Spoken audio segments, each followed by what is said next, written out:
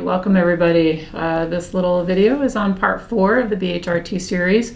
By now everybody's done the first 3, that's 60 hours of CME, pretty much on a mini residency program, right, in terms of becoming an expert in hormone replacement therapy and the reasons why it's important to use this for your patients.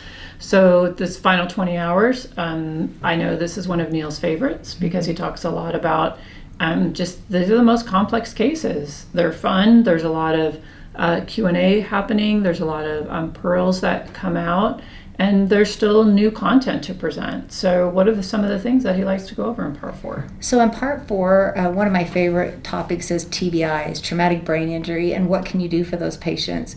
What do you do for those patients who've had a big blow to the head, and how can you help them feel better? And hormones play a big role in that. He explains the hows, the why, and how to dose for those indications and those symptoms as well. That's great. That's great. I seem to recall that he talks a little bit about thyroid, but more as it's related to ED. Yes, so when you get these patients optimized on testosterone and some of them still have ED, what can you do? You've used all the PDE5 inhibitors they can use. What else can you do? And he talks about how thyroid helps erectile dysfunction for those patients who still have issues with erections.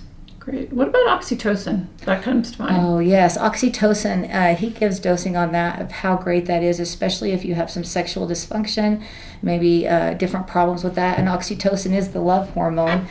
Short half-life, but he gives you several indications for using oxytocin and how it can improve sexual well-being.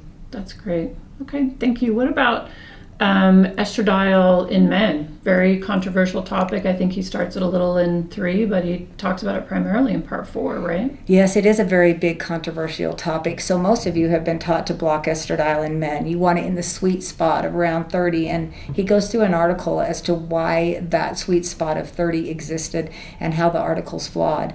Testosterone is a prodrug. It has to convert to estradiol or DHT, and if you block either one of those pathways, you're going to have some side effects and problems with that.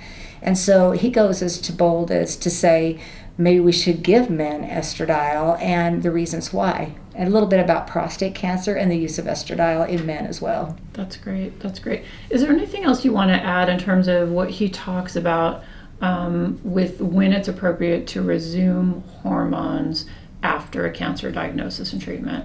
Yes, so in part 4, he goes through after a patient has been diagnosed with prostate cancer and had definitive treatment for the prostate cancer, when you can resume those hormones and at what doses you can resume them and how quickly and what forms are the best forms to renew those hormones and get them going again.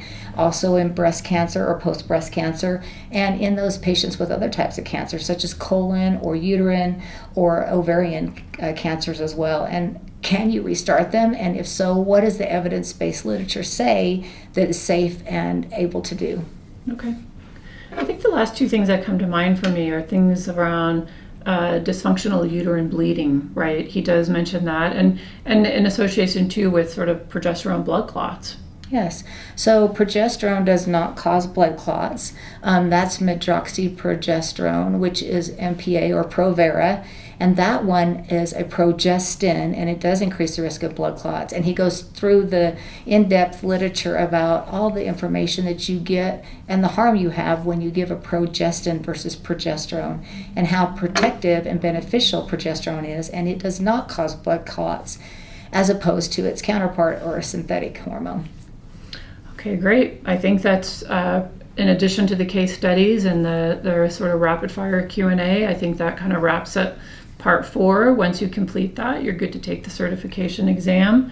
You've completed, 80 hours of training, and the reality is, whether you think you are or not, you're actually an expert in hormone replacement therapy. So we hope you'll come and join us for the next part 4 and finish up your training in the series.